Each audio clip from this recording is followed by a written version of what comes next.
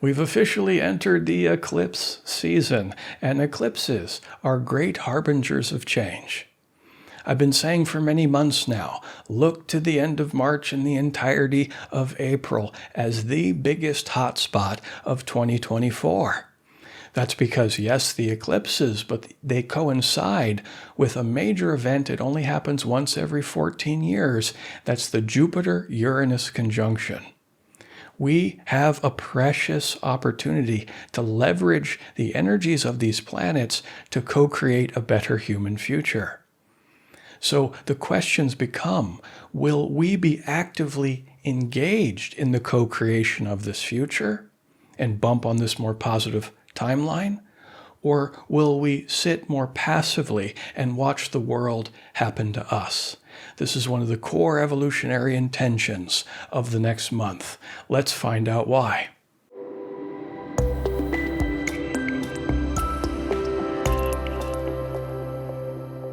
First thing we notice here is this big, beautiful Libra full moon.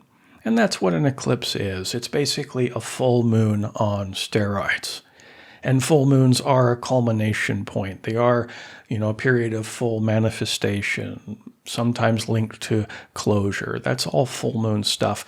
But eclipses take on a greater significance. As I said at the beginning, great harbingers of change. There are major, impactful events that happen to humanity during eclipse season, and also impactful events that happen in our personal lives. So if you have a dominant string of planets, let's say, or your sun or your moon at around 5 degrees of Libra, keep your eyes open, and especially pay attention to this video as you work with these core evolutionary intentions and pure magic can unfold. So eclipses are major events, needless to say. But truly, the headliner is this Jupiter-Uranus conjunction. As you can see, they're within 5 degrees of each other. And that is when the conjunction becomes really strong. I'm recording this March 21st, so we're really getting the full strength of this event now. This will continue all the way into middle of May when Jupiter finally enters Gemini, and then we can more or less consider that conjunction complete. But we are at the apex, the crescendo of this energy, really over the next 2 months. So we'll be bouncing back and forth between these different energies, see if we can understand to integrate a whole. But starting with simply the eclipse in Libra, the positive intention for Libra, really at the core of it, at least from the perspective of what's called evolutionary astrology, which is what we're practicing here. Libra is the platform balance. You perhaps have seen that symbol online somewhere. And we apply this archetype of the balance to an inner harmony, peace, and equilibrium that we can feel within. Now, the Libran method to achieve that goal is many. For starters, it's a relationship sign. There's strong relationship symbolism in these sets of energies. Our first vote for it is Libra here. We also have Venus conjunct Saturn. I'm not going to talk too much about that right now, but this is also a strong link to relationship. So think about the balance or harmony one can experience by spending time with those we love. Imagine you're in a contracted, stressed out state, drama ensues and whatever, we've all been there.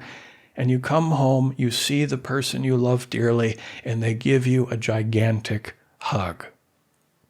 And as this is occurring, you know the next line. As your nervous system relaxes, as you connect with this person so deeply through the exchange of love. This is Libra, the lover archetype. It's also the artist archetype, deeply creative sign. So think about getting caught off guard in a walk through the city. All of a sudden you see an amazing sunset, the kind of sunset you only see once or twice a year, and you're blown away by all the colors. You know the next line.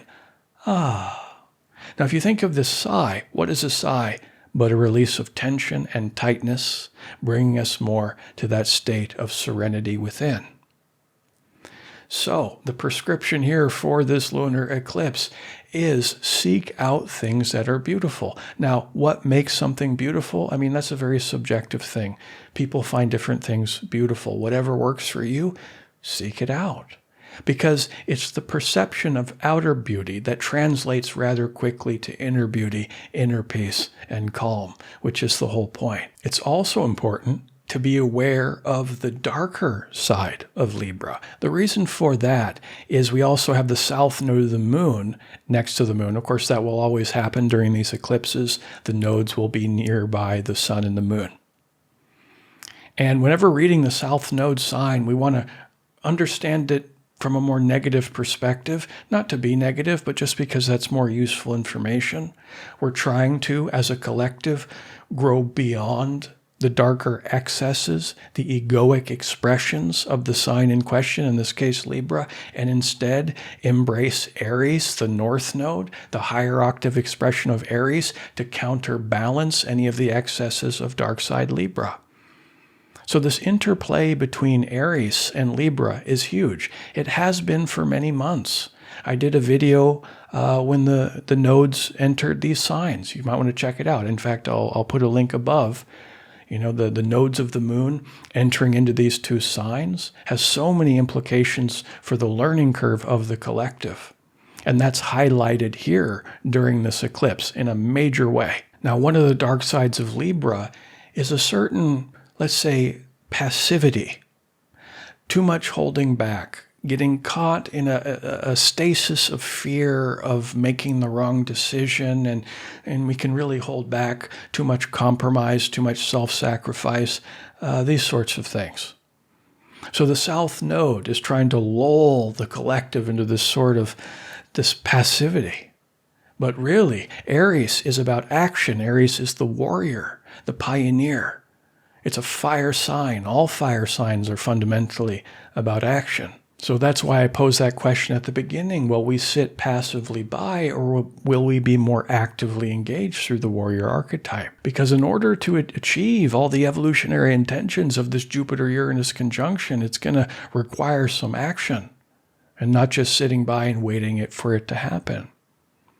Now, regarding the Jupiter-Uranus, again, once every 14 years, major event. It's so big, I'm going to dedicate a whole video to it next week. I'll talk about it extensively in my monthly newsletter at the beginning of April. If you'd like to join my newsletter, I'll put a link in the show description. I've been inconsistent, to say the least, with my newsletter, so maybe I should take the word monthly off of it. But it is there, and I will be doing it for April, as well as the video next week. But we will talk about a few major points here. Let's say more materially and superficially. Superficial, not necessarily the negative sense of that word. You take Uranus, the god of earthquakes and lightning bolts, the planet of the unexpected, the planet of things happening suddenly out of the blue. You couple that with Jupiter, the planet of luck and good fortune, and, beneficial things happening. That's part of Jupiter. Here they are both in the sign of money. Makes me think of the sudden windfall event. Things happening out of the blue you didn't see coming. Oh, all of a sudden I have all kinds of money, And, it's interesting. They did studies on this, where they studied the charts of people who won the lottery or big cash prizes in Vegas or something like this. And they wanted to see if they could find an astrological correlation to hitting the jackpot, so to speak. And they did. They found a huge statistical anomaly, and that is strong Jupiter and Uranus interactions. The beneficial, sudden thing happening didn't even matter if it was in the sign of Taurus. They would see it over and over again. Not every time, obviously, but way above random chance. Another side of Uranus, where it's the planet of technology and innovation. And when Uranus entered Taurus, 7 or 8 years ago at this point, all astrologers pretty much pointed to, okay, this is probably going to have an impact on crypto, among other things, because here it is in the money sign. It's the planet of innovation. It's also the planet of chaos and disruption. And of course, Bitcoin and crypto has been very volatile, needless to say. And it's so interesting. When Jupiter, back in October, as soon as it got within 10 degrees of Uranus, which most astrologers would consider a conjunction, that's when Bitcoin began to take off. At that point, it was like at $25,000 per Bitcoin. Now, at the time of this recording, it's at like 67 or 68,000. So it almost tripled in value in 6 months. Just as Jupiter started to contact Uranus, hello, now we're entering into the apex, the crescendo of this energy this month. It'll be very interesting to see what happens to crypto in general. I suspect something profound will happen. I don't exactly know what that is, but if it continues to go up, I would not be surprised. Of course, this is not investment advice. It is a very chaotic part of the market to get into, but it is worth putting on the table. So again, this is not investment advice, and it's certainly not a recommendation to go down to Vegas and bet your net worth on red, I will say though, hey, if you got your sun, moon, or ascendant, that's a good place to start. Somewhere around the degrees of 15 to 20 degrees of Taurus. Maybe go down to the local gas station and buy some scratchers, And the likelihood of you hitting it big is at least far greater than what is considered normal. Still unlikely, but the energy is accentuated here if it's activating your chart. Again, look to see where around 20 degrees of Taurus are for you. What about working with these planets on a more personal level, which is really the heartbeat of evolutionary astrology? Jupiter is an expansion and developing one's faith in. Uranus, one's own authenticity and individuality. So there's a part of us that wants to express itself from a place of knowing, a place of evolution that's been evolving for many, many lifetimes. Your permanent personality, if you will, the real you. Not the cultural glop, not the learned behavior, not the summation of outside influence. We're all influenced by culture and family. Uranus represents that, divine or soul energy, if you will, the core of our being. So Jupiter, the planet of expansion, next to the planet of permanent personality. Now, one primary method of achieving this goal is, again, Aries, take action. It's not going to just happen to you. It's not going to happen from this place of passivity. It's like taking action and going in new directions in your life that excite you. Because if they excite you, they really resonate with that core aspect of yourself. Again, Uranus, the god of earthquakes and lightning bolts. If we had to describe the energy of Uranus, yes, it's disruptive, yes, it's chaotic, but it's also electric. So as we go towards that electricity, that energy of excitement, and have the Jupiterian faith in ourselves that I will have fun and be okay and emerge from it on the other side as a truer expression of who I really am instead of who I've been trained to be. And then you take that action experientially, you will naturally go on track with your optimal potential, with the goals your soul had intended for you, as you go in a direction that's more in alignment with the core of your being. It's important here to pay homage to all these planets in Pisces, one of which is Neptune. Neptune rules Pisces. A lot of Pisces in the sky right now. The classic mystic archetype. You add it with the warrior. Here you have the intention here of developing the spiritual warrior. This is echoed by the fact that Mars, the war god, is in the sign of the mystic. Strong theme. So taking action just generically in your life towards that Uranian electric energy is part of it. But then we can be actively engaged in our spiritual development with the intention of the same goal of Uranian individuation. So you take this idea of individuation, Uranus, you tie it into this eclipse in Libra, the sign of peace. Meanwhile, Jupiter and Uranus are in Taurus, also a sign associated with peace, because Taurus and Libra are both ruled by Venus, the goddess of peace. Taurus is the sign of nature, for starters. So the sign of the world. So world peace could be one interpretation. I just released a couple months ago a new YouTube channel called Meditation Nexus, and that's where I upload my meditations now, if any of you were wondering.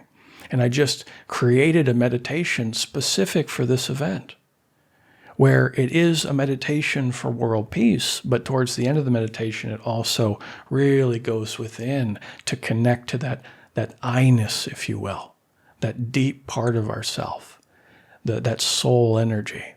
And if you're interested in practicing that meditation, it's a very powerful one to do, especially during this lunar eclipse.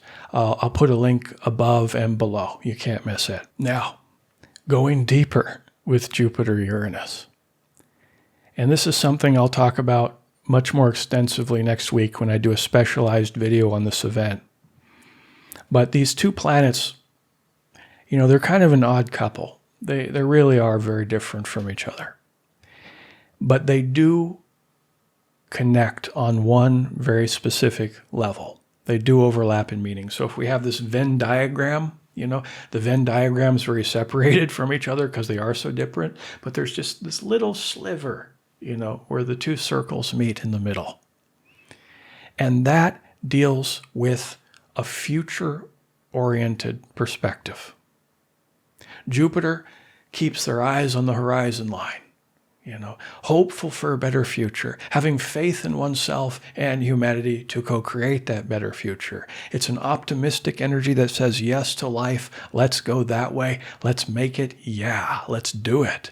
Very positive, uplifting, encouraging energy. Meanwhile, Uranus is a little bit more focused on the present, we could say, in the sense that it's a very rebellious energy that is very focused on releasing that which binds us.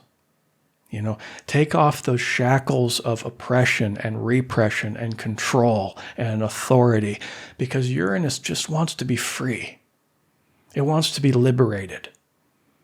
Uranus questions authority by instinct. Uranus is linked to the rule breakers and the criminals and the innovators. It's like we need to evolve rapidly. Uranus is the engine that drives social change. Hence why invention and innovation is a part of it as well. But so too is breaking free from control. And the motivation for that freedom and liberation is so that we can have that in the future. Because the soul, I talked about Uranus before, representing really the core of our being, that process of individuation, where we came from. We were nothing but free. Free to do what we want, to create what we want, and leveraging our own free will, we chose to incarnate here in this very claustrophobic place, to put it mildly. So the soul, Uranus, as I'm describing it here, is used to being free. And then it comes here, it's like, whoa, things have got to change. So both these planets, again, focused on the future, but stylistically, how they achieve that better future couldn't be more different from each other. Meanwhile, here we are in the eclipse season. Okay, during this major 1 in 14 year event, portals are opening. The harbingers of change are here. And I titled this video, Portals or Portholes. And, we look to this darker side of the Libra South Node, where it's more passive. So will we stand behind the porthole passively, observing the seas of change before us? Or will we be more actively engaged in not only creating and opening that portal, but stepping through it so we can bump on a better timeline? My recommendation is to be keenly aware of the events that happen over the next month and teeter more towards action, less towards passivity. Recognizing, okay, what do these events mean? Whether it's, events that happen to humanity or major events that happen in your own personal life. And it's like, how can I use these events, whether they're perceived as positive or negative, how can I use them for my own betterment and evolution? How can I be more actively engaged with the seas of change so that I can step into the portal instead of just watching it happen to me? And this is how the change of individuation and the Jupiterian hope for a better future come together, and we can co-create that. And also, when Jupiter and Uranus comes together, it's a perfect time to create a big, bold vision for the future. What kind of vision? Well, look to where, again, about 20 degrees of Taurus lands in your own personal chart. It'll land in a certain house. It might activate special planets in your chart, and that will help to give you a more specific idea of what that big, bold vision could or should be. But meanwhile, again, yes, head more towards action and see if, as you do that, you can stay in this state of Libran equilibrium. And I'll be very interested to see what happens in the coming weeks, because it should be eventful. These are the core evolutionary intentions, with the goal being to expand our consciousness.